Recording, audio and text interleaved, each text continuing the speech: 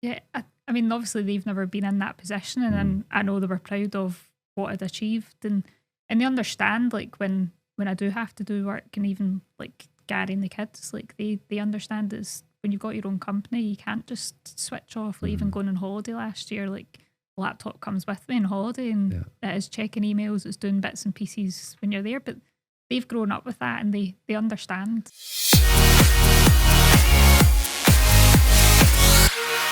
Lynne, Kevin, welcome to the 29er show, Thanks. Unscripted. It's brilliant to have you on. I know how much you love this. Yeah. It's you knowing everybody else knows I love being on camera. Well, let's try and start with an easy question then, right? Because What's my name? I think, no, it's not that. I think it's important that as we've grown our business over the years and the customers we work with, that people get a sense of who we are and what was our childhood like, upbringing, what's made us who we are just now. And let's start with that, shall we? Yeah. Let's start with, what was your childhood like growing up? I had a great childhood growing up. Very family orientated. My mum, dad, and my sister. But we've obviously got a wider family, like with aunts and uncles, cousins. Like we were all very close. So we done loads of family things all the time, like holidays, parties. We were talking about this a couple of weeks ago with Kayla, daughter. And we were talking about how family parties used to all get together, and all the adults would be in a room, and everybody would have their own song, and they would all sing along, and you're just all literally sitting there, like never had any music on, but it was just, you just sat there, had a laugh, singing songs. And That's so resembles my childhood as well. An 80s, 90s Mum and Dad party. used to go to like clubs and then come back to their. My mum and dad's house was always the party house. Yeah. What was yours? Was yours the party house, or was it somewhere? Was it random? Because we had such a big family, like, it just depended whose turn it was, kind of thing. We all went to. And who was the? Because obviously I know a little bit about you. Obviously we worked together a long time. Who was the kind of, who got up and sang? Your mum or dad, or both? Oh, all of them. Every adult at the party had a song. Yeah, you all had a song, and then as we were at all the parties, like we then knew all the songs. So it's like all the old songs come on, and we know them word for word. And what was it? Do you remember what your mum and dad's songs were? My dad used to always sing Things, and Robbie Williams then sang it. Oh, right, okay. Was it the Rat? Who was it he sang it with? No, he Not sang sure. it. Was that part of like the Rat Pack, like Dean Martin and all that? No? I don't know. I sang it with. I don't know if it was Nicole Kidman or it was the duet album that Can you sing it now? I could give it a go, but I'm not a very good singer, so it might turn people off. But So that was your dad's song? Yeah. What about your mum? I can't remember what my mum's song was. Can't remember. They'll probably moan at me So for that not was knowing it, parties but it was always parties in your house, and you and your sister. Yep. Younger sister, Susan. Yeah. So you're Very allowed close. to stay up late and be part of those parties. Yeah. Good times. Yeah. No, that was just like every weekend was like that practically. Like, And just for a sense of background, your mum and dad, and what did they do for their living? So my mum worked in retail to start with, and then she moved to work in a hospital.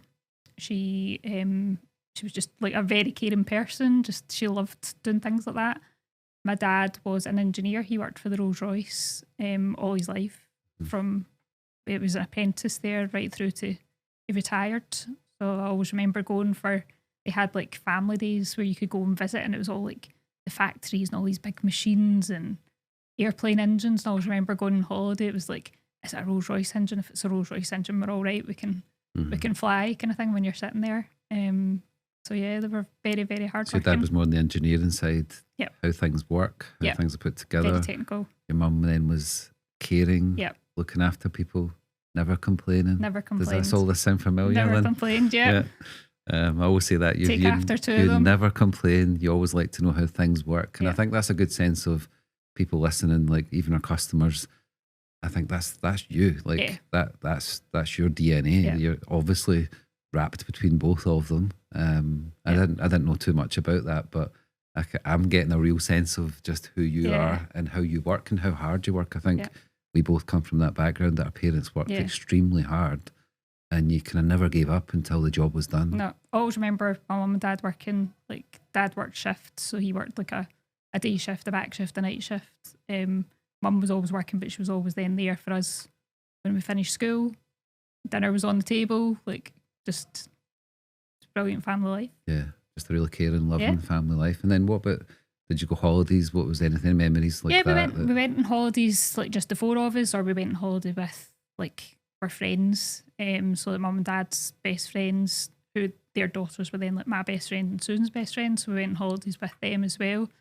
Used to go usual kind of European Spain holidays, and then every September weekend we went down to Blackpool, spent the weekend down in Blackpool, like with the family friends. So no, it was really good. Yeah, really enjoy good. that. Loved it. And what about now? What's your kind of favourite holidays now? I think anywhere that I can get some family time. Right. Anyway, I don't mind if it's abroad. I love going abroad, but just even we've been a couple of staycations since we got the dog as well. You're meaning Gary, Lewis, and Kayla. Yes, Gary and the kids, and obviously we've got Bailey as well. So just staycation holidays have been great as well. Just was spending Bailey time. a pandemic dog?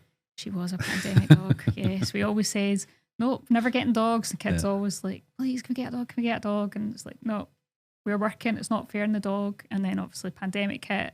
We're at home 24/7. Can we get a dog? Can we get a dog? Yeah. And then we caved. And who do you think you're more like, your mum or dad? I know the easy answer would be a bit of both, but like if you had to lean towards, I would say it's a bit of both though. I don't think I could lean towards. Do you think it's changed either. over the years? Because obviously you're 10 years younger than me, so I think we're kind of the same era-ish, that as you get older you start to try and look back and think what parents shaped you more. Maybe that changes over the years as well. Yeah. I think it does, because like obviously with my dad's side in football, like we're always been a big football family, and I've obviously brought that into kind of our family, and obviously helping. You're a coach now, aren't you? Helping with, well, I wouldn't cast it as coach, but yeah, helping with the football team. But then like with my mum's side as well, like from learning from her, our caring side, and what she done all her life. Like I definitely see it's a bit of both. I wouldn't say I'm one or the other. Right. I think even growing up, like, you know, when people go, oh, you look so like your mum, oh, you look so like your dad, like people have always said I look like my dad, and then other people that know me go, oh, you're so like your mum. Yeah. And did you go on with Susan? We did. No, we never really. There's 4 years between us, but we'd never really had that kind of fighting sort of sister. Like we shared a room for many years, and it was always like we have the room. I was always tidy. Susan wasn't so tidy. Right. But we're very different. Like for being so close, we're very different. What you see is what you get with Susan sometimes. Right. And who's that then? If is she more direct in conversation, would you say? I don't know who she's like, because I don't remember mum or dad being like that at all. She's just totally different. But no, we get on really well. Yeah. You're the bigger sister. We're really close, yeah. You're the bigger sister. We're really close. Okay. Best friends. And did you always know what you wanted to be? Like back in your childhood, as early as you can remember, what you want to be when you grew up at school and things like that? It was always something to do with design. I loved drawing, making stuff, like being creative. That was just... Were you good at drawing? In my genes. I was good at drawing, not people. I know what you're referring to, but no, not people. I did love drawing when I was younger, and colouring in and stuff, but I always wanted to be in the fire brigade as well. Right. Why is that? I don't know, it was just something I always wanted to do. But I remember careers day in school, and I went over to the fire brigade, and they were standing, they were like, oh, can I help you? And I was like, yeah, I'm really interested in being in the fire brigade. And they were kind of looking down at me as if, you're not tall. Look at the height of you, look at the build of you. Yeah. So yeah, that kind of get shunned out of me. So maybe like you're kind of a fire warden in the office, aren't you? So maybe that's me getting fulfilling my dreams. Have you got the outfit as well? No. Okay, so you on a graphic side of things, then you always design or something creative that I wanted to do. Yeah, and just as an interest, what's Susan? She's a teacher. I think she always wanted to be a teacher.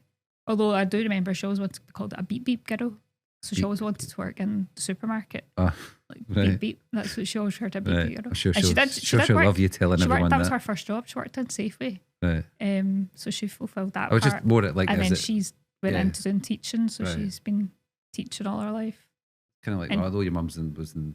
None of us followed path of your mum and dad. No. Neither did that, to be honest. No. So graphic design was your kind of passion, and take me back to those early days of how you started to learn the craft of graphic design. where I left school, I went to Cardinal College and done graphic design. So it was like a 4-year course. Loved what I was doing. It was very varied, obviously across. It was back in the early days. It wasn't really Macs. So it wasn't computers. What would this be? The 96. I went to college. So it was pre-computer. Yeah, I think there was one class you had like a kind of computer class. So it was more like all hand-drawn graphic design and lettering books for fonts. And I loved that course. Absolutely loved it. And then that's how obviously came to meet you guys. One of the guys that was on the course with me got a job. He left the year before and got a job with you and Gillian. And you were obviously then looking for more staff and said to David, is there anyone you could recommend?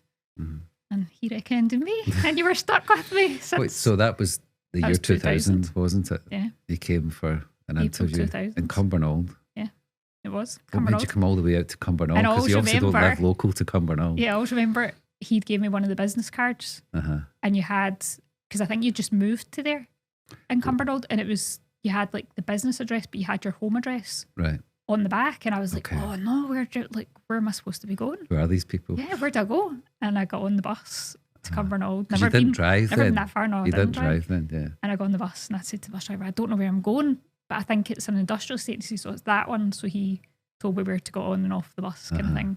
Yeah. And I came through and it was a wee sort of porta cabin, not a porta cabin, it was like It's like the a industrial garage estate, front yeah. door, like just a typical And I industrial couldn't estate. get in the door and I was like kind of pushing it and then I pushed it open expecting it to be like a wee reception area and obviously it was just like 4 people sitting in and that's when I came from interview and you were off, you were unwell that day. Yeah.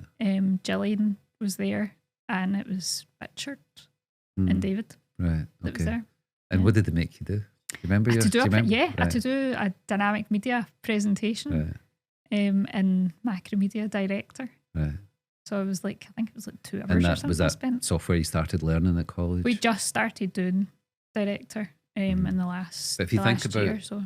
If for anyone that does remember, Macromedia Director was that kind of presentation tool. Yeah, it was like an interactive sort of web early animation. But if you think about that, required a little bit of engineering almost. Engineering, coding. Go back to your dad and that kind of Yep. breaking things apart, understanding how things work. And it was quite complex. I mean, I would consider it a lot more complex to have learned back then than software is now.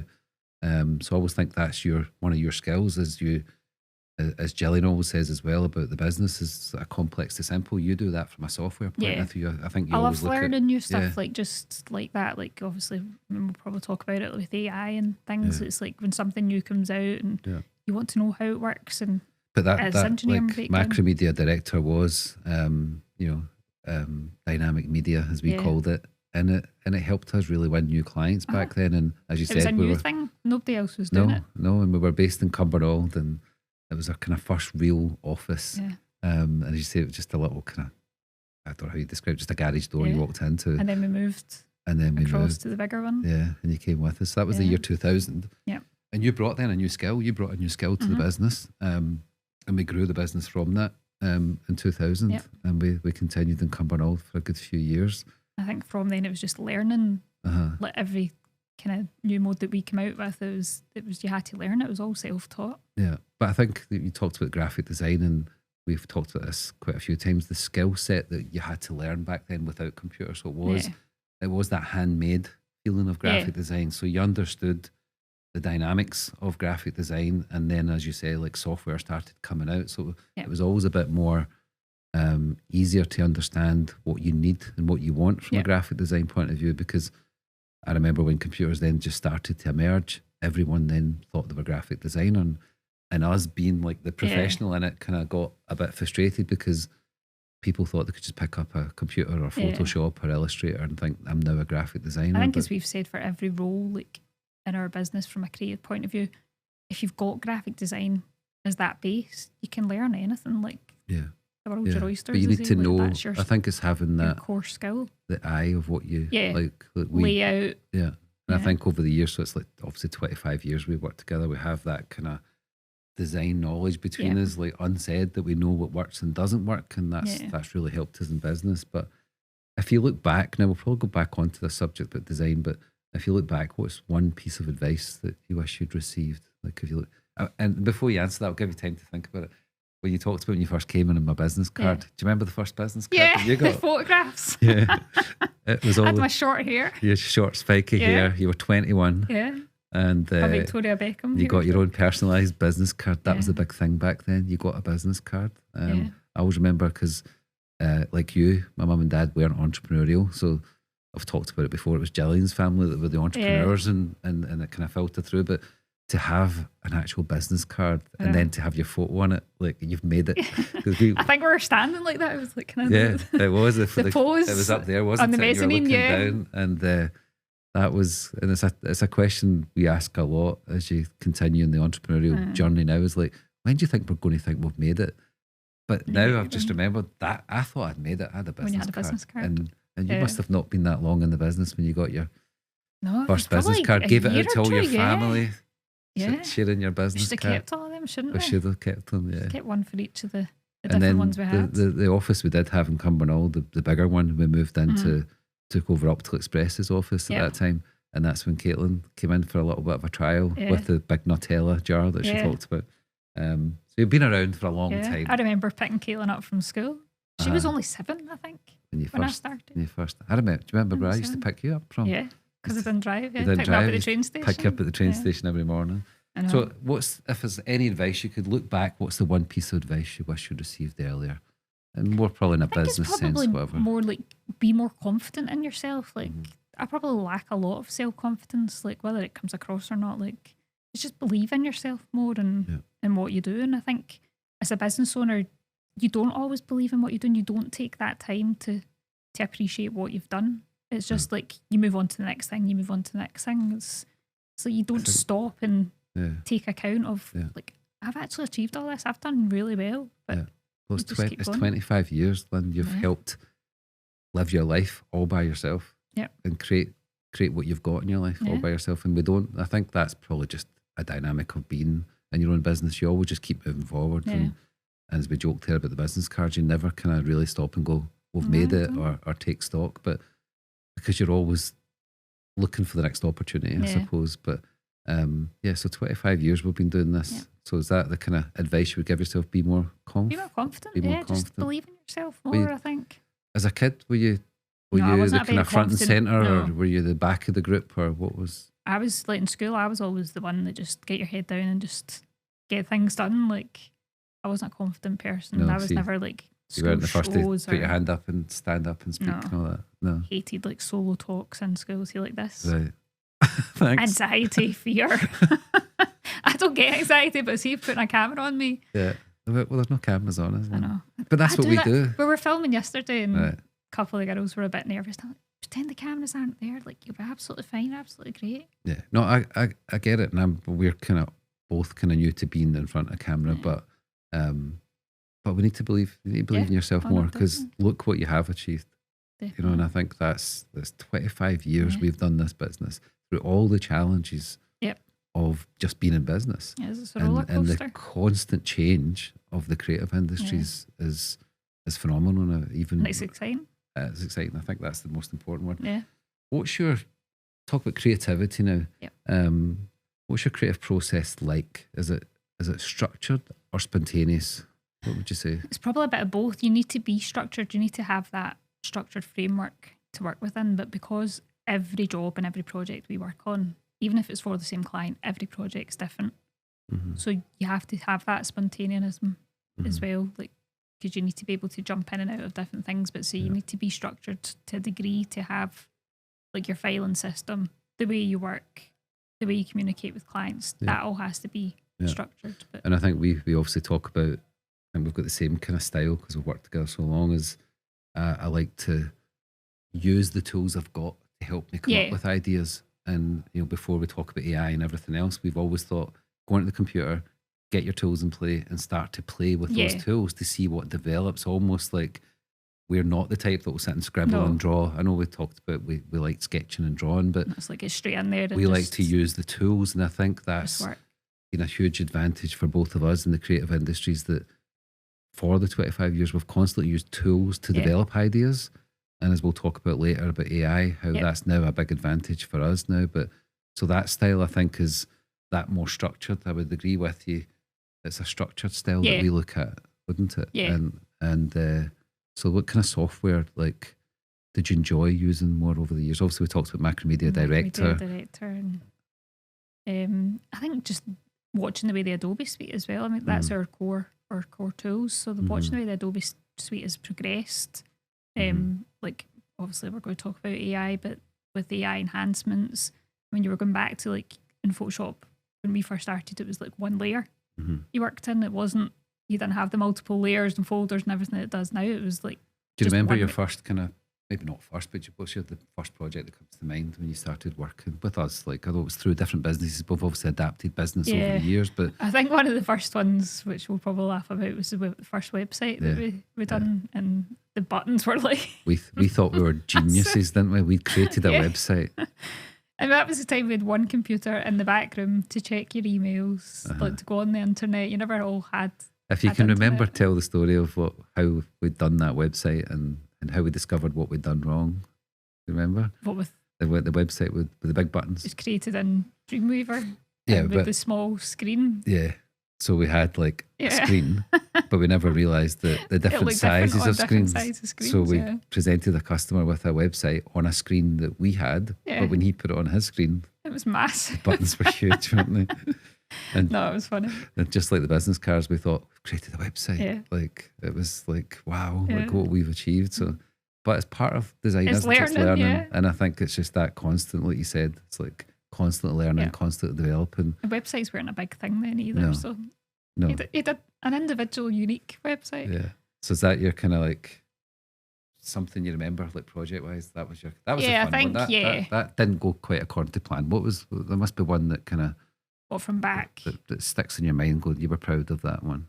I think there's like a lot of the, not recent ones, but I think just working across, like when you think of the different kind of industries we've worked in, like a lot of the charity ones, I liked working on a lot of the charity projects, just hearing the stories, even customer stories, like, is finding out more about them. That's what I love about our customers. Like you're diving into their industry, you're learning from them. Like we've never known so much about electronics and labels and embellishments. So it's learning about all and you're helping them tell their story then, aren't you? Yeah. So I've asked this question a few times, but I think it's always relevant. Like, tell everyone what is your kind of day. Probably, as I've said before, like your family and your friends.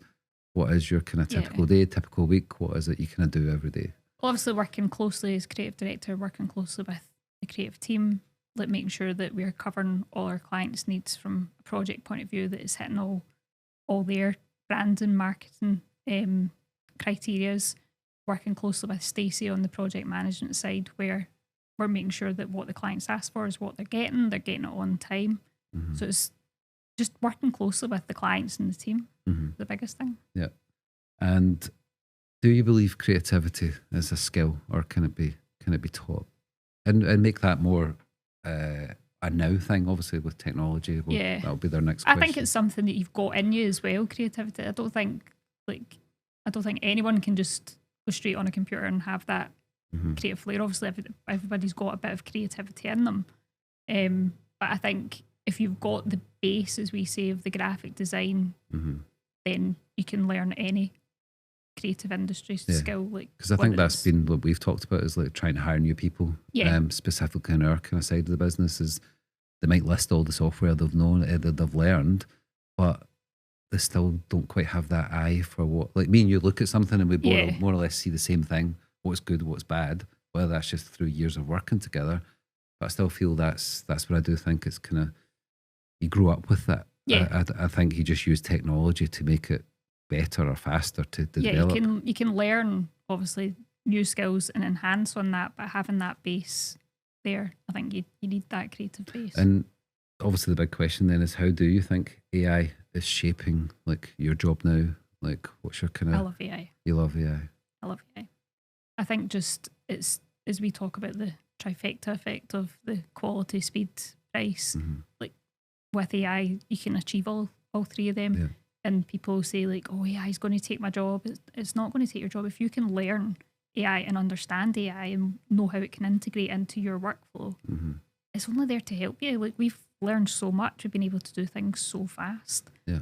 Like obviously the big one that I love is the voiceover one, and it is a shame obviously for all those voiceover actors out there, but like we can now get an hour script. We've been working on a project that's almost an hour long. We can get an hour script within 5 minutes. Yeah. Any accent, any language, and we can make changes really quickly and really easily. Whereas when you think back before, the amount of money that we would pay to get an hour script done, and then the client looks and goes, "Oh, I need that bit changed," and then you'd have to go back to the voiceover. It's just. I suppose also if you think about it, things do just change. Like we've been around long enough that we've seen a lot of change from dynamic media, how that became, and then websites and things like that. And what we've always done is just lean into that and try and learn it. So though you can do like voiceovers, as you say, so quickly, it's because you've spent the time and the hours. You know, it's like any trade or any profession. They know how to do things better and faster because they've took the hours. So when I talk about you have to lean into these technologies, and I think that's the kind of shift that we're both seeing is people who do lean in, who take it seriously, who see it as exciting, will win. And the people who just complain about it, that's the people that lose their jobs. I mean, as soon as I see a new tool that's coming out, if I'm scrolling on LinkedIn or whatever and see one, it's like, I want to try it. Like, I need to jump in and see how we can use it. How will it work for our workflow? How can it work for our clients? And say there's so many new ones, and even the ones that are coming out and are out, they're continually enhancing. So it's like, it's a win-win for. Yeah, we recently done a presentation in Europe, and it was all about talking about AI. And it is just this, it's quite sensitive just now, I think, the conversation for industries, because like everything, there is an element of fear, like what's going to happen. But as you say, I think if we look at it exciting from our industry, and we've been around long enough to think we need to learn it. But I think it's putting in the time, like anything that you've learned over the years. You didn't just come out of college and know how to use Macromedia Director. All self-taught. You spent hours self-taught. You need to spend that time. You need to dedicate time to yourself to learn. Even for anybody working in any job, you're not going to learn on the job. You need to work at it in your own time. That's a really good point, because when do you switch off? Because like you can't really get your laptop off your hand. You're that's my third child. You're attached to your laptop. But that shows we've talked a lot over the episodes about passion that we have as a business, but your passion is learning all the time. And never giving up till you figured something out. So I think we don't underestimate the power of what you do as far as the constant learning to develop your skill.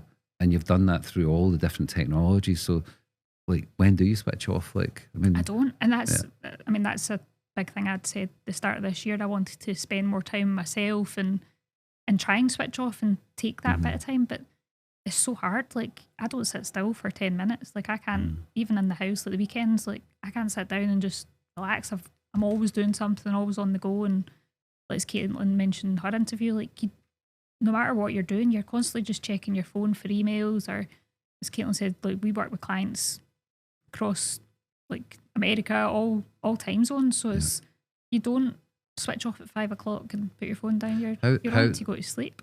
We've talked in other episodes with Caitlin, obviously from a family point of view. And I've said this openly. I've said to you directly, you're all your family to me, because of how long we've worked together and how much we love and care for each other in personal and business.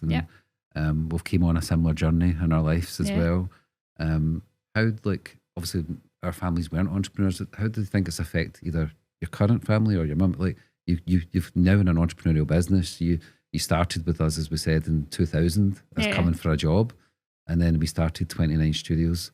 How did that feel in 2009 when you were like, I'm now going to be a founder of a company and an entrepreneur? Yeah, I mean, obviously they've never been in that position, and I know they were proud of what I'd achieved, and they understand, like, when I do have to do work, and even like Gary and the kids, like they understand is when you've got your own company, you can't just switch off. Like even going on holiday last year, like laptop comes with me on holiday, and it is checking emails, it's doing bits and pieces when you're there. But they've grown up with that, and they understand. Do you think you've influenced them in some way? Probably not. No. I mean, it's like to like, from, I know Lewis is young and loves football and everything. I know Kayla's obviously doing teaching as well, taking after her aunt. Yeah. But I'm just more trying to kind of dig into, like, how's your family life? Because we have to force you to take holidays. You'll still put on a little group, is it okay if I take a day off? You own the business. I know. But it shows but again, that's a respect thing, like just for everybody, like as you say, like growing up, that's just the way you were brought up and you were told, just respect everyone and everyone's time. Yeah, and you believe your mum and dad proud of you for doing that in 2009. Did you think twice about, like, because obviously we were transitioning out of one business and we got together with me, you and Jelly and went, let's do this. And did you ever have second thoughts? Never, you can say it now, you can be honest now. No, never had any doubts. Like, I've always loved my job. And then obviously then being part, like, I was proud to be an owner of 29 Studios. Because it was 9 years. I mean, obviously, easy math.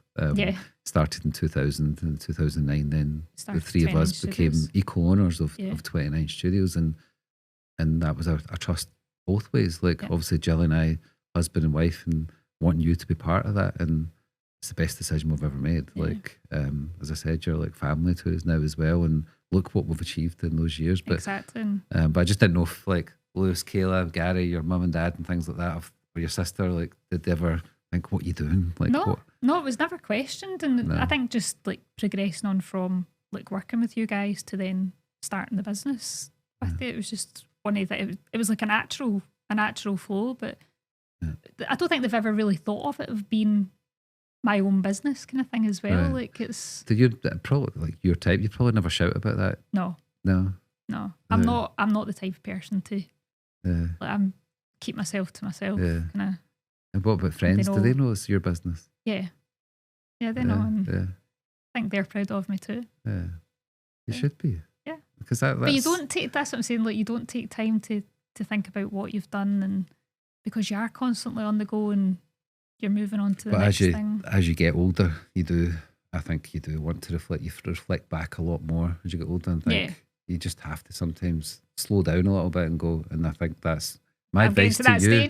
My advice to you, Lynne, is slow down. Start to slow down. No, I think, like, genuinely, I think like, we're both creative, but with new technology coming out, you need to take time to now understand what's happening. You're very much still on the tools, let's say.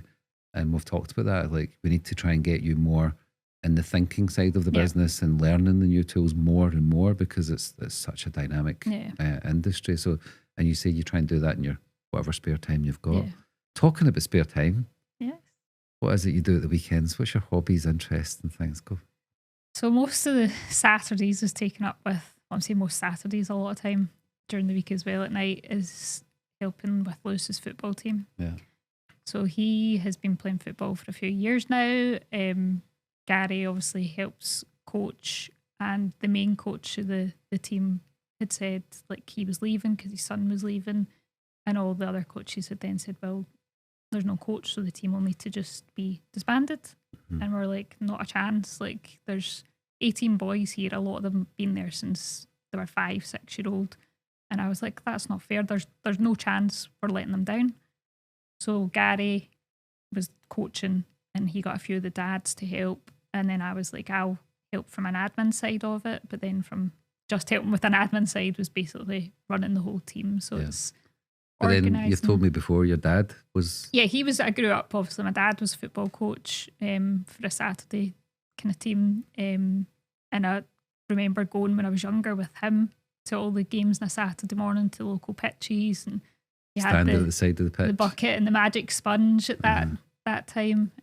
So we were, like, really involved with football, and we've grown up, as I say, as a football family. Like, we all... But do you not think love football? I'm fascinated by it now, like, looking back, and you see those little things that are just coming through in your life now. Like, they don't probably realise. And it'll carry on, that little thread will carry on to Lewis and Kayla, obviously. But so your dad was at the side of the pitch, cheering them on. And is that where a wee bit more of the fiery Lynne comes out? Yeah, probably. Right. It's quite hard to kind of hold your tongue and bite your tongue. And Are you one of those parents at the side? I try not to be, but you can't help it. That's where the passion comes out, I think, as well. Like with the kids, like when you see them winning and achieving, like the kind of joy on their faces, it brings out in you as well. But how good is Lewis then in a 1 to 10? He could improve. He could improve, but he's So a good player. Does Lewis want to be professional footballer? I don't think he does. No, I think he just loves football, and loves being part of it. And I think they've got such a good wee team that, like, last year we obviously won the cup and the final, and we weren't expecting that, and it was totally out of the blue. And I think everybody was a bit surprised that actually cried that day, like when they scored, it went down to penalties, and we won on penalties. So we were really proud of them that day. But I don't think it's not a career he wants to do. It's more just as he indicated. I'm just trying to get that connection. He's not quite got to that point yet. It's like, what do you want to do? Like, he's pick his subjects this year for school, and it was like, what do you want to be when you grow up? And don't know. Kind of 13-year-old boy. Yeah. Don't know. And do you remember you being 13? Were you quite? Was it still graphics at that point? I knew it was like design, something creative. Like, I loved art in school, so it was art was definitely going to be the top subject. Art and maths. So that's your weekend role then? Yes. The soccer mom. Yeah. Going to go into coaching? No. And I think that's probably one step too far. Right. Okay. And what else? Do you do anything else? It's just a lot of family time. Like, that's when I get to see, like, my dad and my sister. We spend kind of Saturdays together, and then Sunday is like we go over and see Gary's family, spend time with them as well. So it's just a lot of family time. And we've talked in other episodes about the only time out we get is Christmas, but it is, isn't it? It is. Not this year. We had a big project this year over Christmas. So this year it was Christmas Day and Kayla's 18th we got off. Well, what more do you want? I know. Christmas Day. 2 days. No, but generally, Christmas is the time for us to switch off and have that family time, as hard as it is to switch off. But. Switching back then to AI, obviously we have touched on it and diverted slightly. How do you see it going? Like, obviously, when we first started business, you could maybe look at your plan and think 3-5 years time, and it was gradual, and you could plan a little bit more of the kind of scope of business, but especially in the creative industries and how, like, not that far ahead. I'm just talking like within the next 12 months. Like, it's changing every day. It's scary how fast it's changing, and like every day you're seeing a new tool coming out or an advancement on a tool, and being able to use them and utilise them in projects. Like, we've created a project recently that was all AI, from voiceover to all the clips that were in it, to the music. Everything was generated through AI, and what would have probably taken us, if that was being filmed, you're probably talking a couple of weeks, couple of months to do that project. It was done in 3 days. And I think to give you credit, I think it's also really important to point out that AI is not that it's easy to use. It's just it's a different level of understanding you need. And it's improving your workflow and enhancing your workflow. It's not going to take over what you're doing. You need to understand how to use it and how to utilise it. Because you talked about when you first started with us, and we got to know each other, and there was that one computer in the back of the room that every now and again made a noise, and that was an email.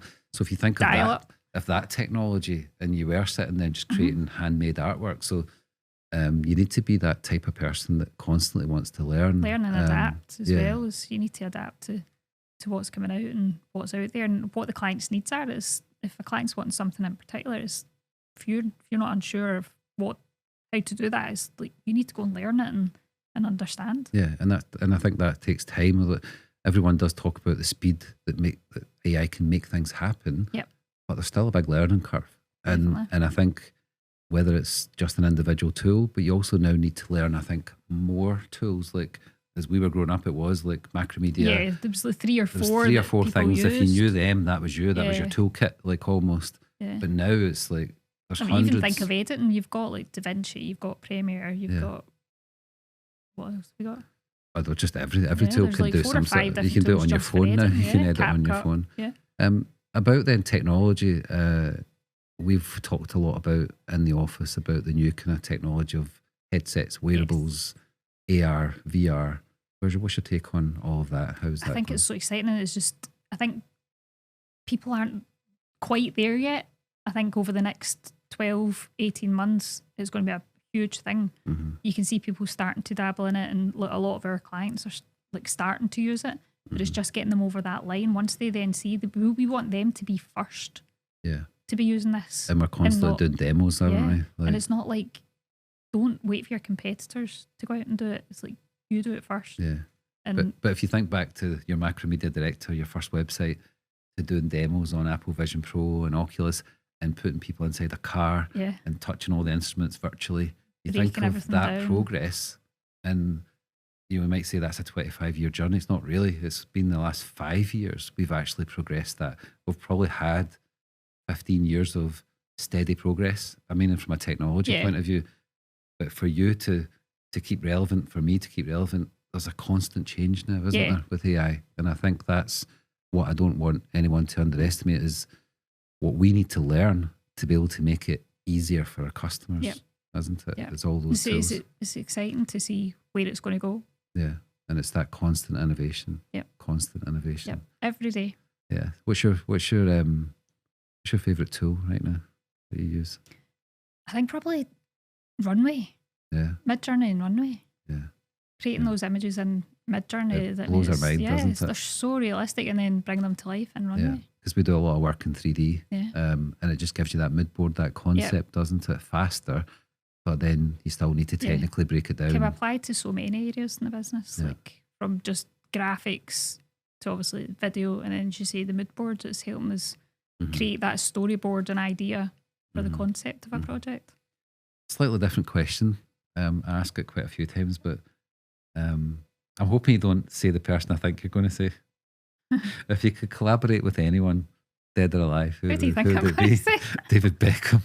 I'd collaborate with him anytime. Right. But no, it would be probably Stephen Bartlett. Really? Yeah. Right. Okay. Love his podcast. Yeah. I think just as a person, like, he's creative, he's analytical, he's very technical. I think when you think of the things that he does, I can relate to him. Yeah. And I think just like the way he comes across in his podcasts and with the people he's interviewing. It was funny. I was with a customer the other day, Peter, and he was at one of the conferences, and the guest speaker was Stephen Bartlett. Oh, really? He was telling me, he's like, he's a really, and I was like, yeah, I know who he is. I remember following him from, it was Social Chain he had, wasn't it? And lots. I think it is that you're always looking to see what people in our space are doing in that journey, and his journey obviously has been. And he's similar to us in a way, like obviously the people he's interviewing are from different backgrounds, different industries, and it's adapting to their industry and the style of questions that he's going to ask them, and that's what we need to do. We need to adapt to our customers. And well, there was a thing he put out just a few days ago, given Stephen Bartlett. Hope he likes this.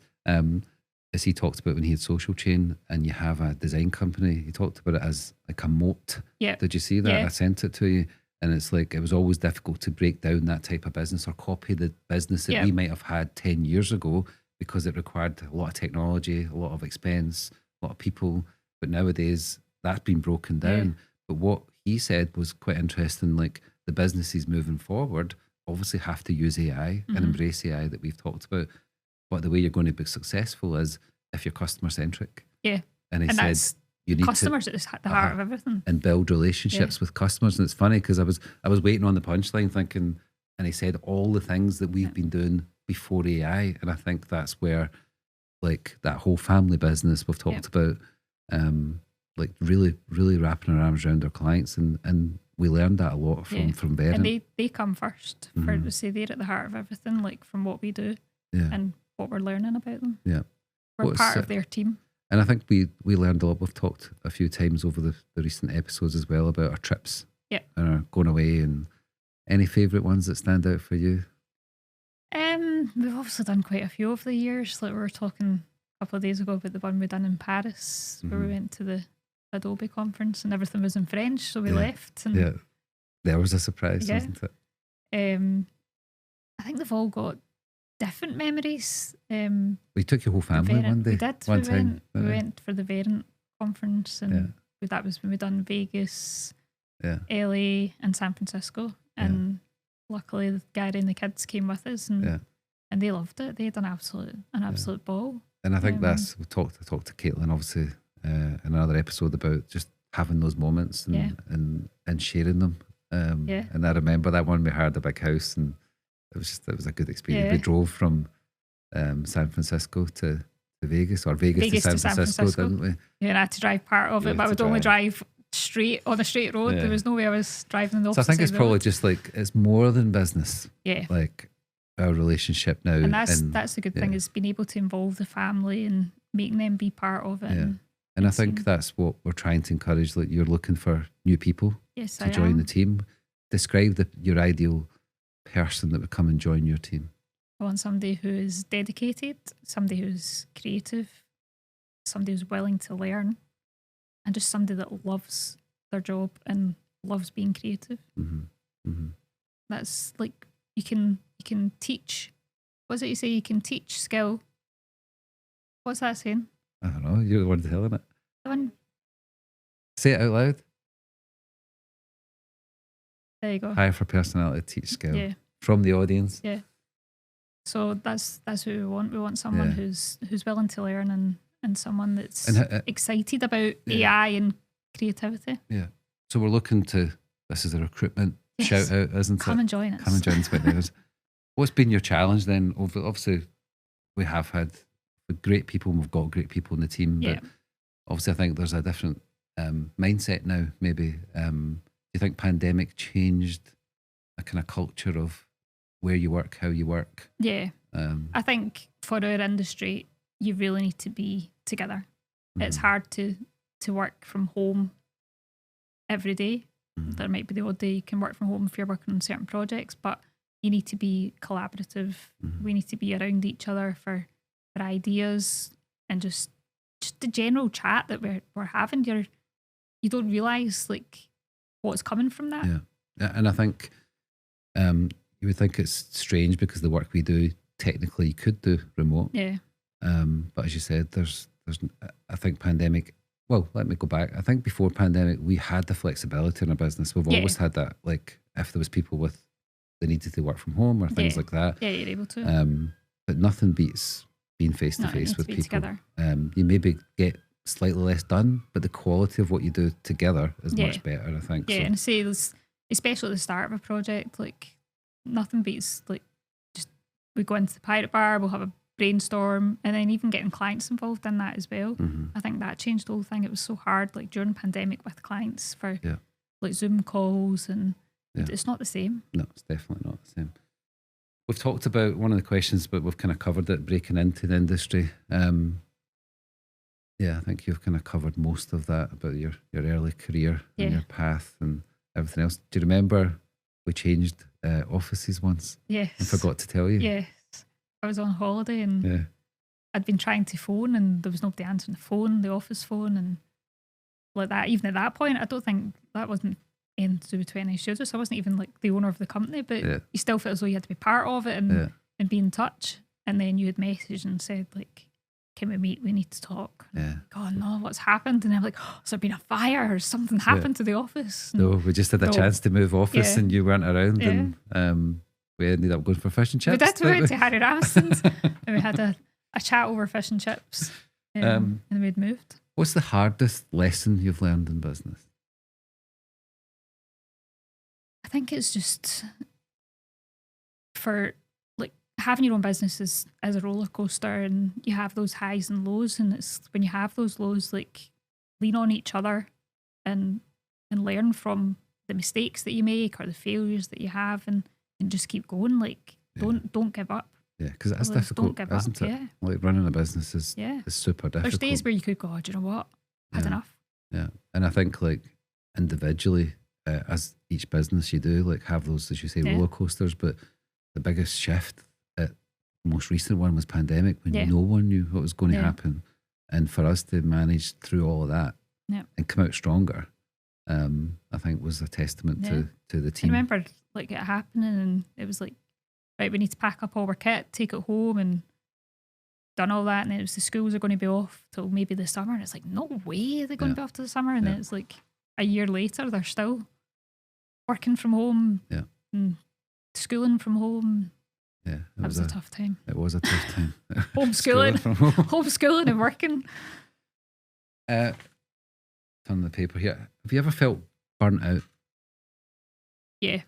And how did you recover? And like, was that from work? I would suggest it's from work because you just never stop. Probably a combination of work and life.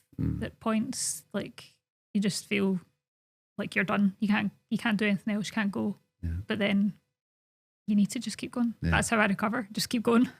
Yeah. Don't stop. Yeah. I've said this to you a million times. I think you're one of the strongest people I've known because you just constantly work. Yeah. And obviously, I try and tell you to stop, but I know. But everybody does. Yeah. Everybody tells me you need to stop, but yeah. I think if I do stop, I'll not start. Well, I again. think that's why you need to get like some more people helping you and supporting you, because I think you've got a lot more, obviously, from the AI side of things, like will help the business like more. But I suppose we all get burnt out at certain points. But so how do you recover from that? Do you, like? I want to say you just keep going. You just keep going. Yeah. Yeah. I'm not the type of person to like go, all right, we'll go for a wee massage, and that stresses me out even more. Going for a massage. If I go for a massage, they'll go, oh, you feel quite tense. I'm like, oh no, how do I relax? Like lying in the bed, like going, oh no, I'm tense. Do I look as though I'm like not relaxed? Do I feel? Are you a worrier? Yes. Yeah. Big worrier. I worry about everything. Even if it's not happened? Yeah. Okay. I think that's just in my mindset. And who did you take after? Probably my mum on that one. Yeah. Worries about everything. Yeah. I think she's probably more of a worrier than my dad. Right, okay. So we're nearly there. Yeah. If you could master one new skill overnight, what would it be? I think as we started this, I'd love to be able to sing. Right. Sing and play the piano. Well, you did accompany a 29er. No, but I didn't sing. I mimed. Yeah. What was that? Stacey was the singer. Mm-hmm. Stacey sang Proud Mary and I just mimed and danced. Right. I was on stage. Yeah. So you still get that. There's a degree of confidence in there. Yeah, because like nobody knew me there. I was over in America and however many people was in front of us, but I didn't sing. Right. So you'd like to sing? Yeah, I'd love to be able to I sing. think that goes back to your parents having Probably party does, nights yeah. and everyone singing. I mean, were you not the whether- child? Did they not like stand up there and sing to the No. group? No. We did sing, but I think as a child you didn't really care. Right. But you don't even remember like with those parties like really good singers. Right. So what's your song if you had to sing? I really like Lady Gaga's like Shallow. All right. I'd love to be able to sing and play the piano. That's a wee happy song. I know. No, but I like her songs and I love that film. I'm going to say Lionel Richie. You're a Lionel Richie fan. Yeah. So you'd like to sing Lady Gaga And play the on piano at the stage same time. in Orlando this year. No, but I need to play the piano. Right. Okay. So that's going to take me longer. Okay. Okay. What is something you still want to achieve apart from sing Lady Gaga songs? Business wise, what would you think? I still want to achieve that. There's obviously certain milestones in business that you set goals to achieve, and we've obviously set quite a few, and we're almost hitting that target that we've had for a few years, which is exciting, and I'm really looking forward to like hitting that and then exceeding it. Financial goals? Yes. Right. Okay. And professional goals from just always constantly learning. You still, like I've said to you, you're still on the tools. Yes. You still do all the editing. One day I'll be able to put that laptop aside and not be on the tools, but just learn and be able to like then move that into the team and teach them more. And see, that's the teacher coming out on you. And yeah, maybe it is. Yeah. And then be that creative director that I can not be on the tools to direct. I think you're a first class creative director, but I think you would be an amazing teacher and teaching people how to learn. Because I think that's what I said. Like you're the fastest learner. Yeah. Like, I've worked with. Like something comes out and you want to learn it. So maybe that's Share your dad and your mum, that combined knowledge and passion. So I think that's like still a goal to achieve. Maybe the biggest misconception people have about you. Probably the confidence thing. I think people think that I'm a confident person, but deep down, is that a Scottish thing? Could be just that mentality of. But I'm not the type of person that would stand up and talk in a room. Like I'm the person that sits behind and you need something done, I'll do it. Right. Okay. But I'm not the person to stand up and shout about it. And what about you've said you've got a big family? How do they? What do they think of you? Are you the quiet one in the family as well? Confident than what I probably am. I probably have that perception of like, look at her, she can go and she can go and do that. But deep down, I'm like, can't. Well, you should be really proud of yourself. And what's your biggest hope for the future? Personally, professionally, whatever. What's your kind of biggest hope? Just to be able to spend lots of time with the family, and life's too short. Just enjoy life. And they still want to come on holiday with you, Kayla? Oh yeah. She still wants to come on holiday. If I'm paying for it, she'll be there. Yeah, just over the years we've learned that life can be too short, and you need to just grab everything you can with two hands and go for it. You're doing that. I am. You are doing it. Every step of the way. Well, I know this is outside your comfort zone, yes, so hopefully it's not been as bad as you thought it was not. going to be. And thank you for joining your show. Thank you. The 29ers show, Unscripted. I'll try and be better next time. That was good. Thank you.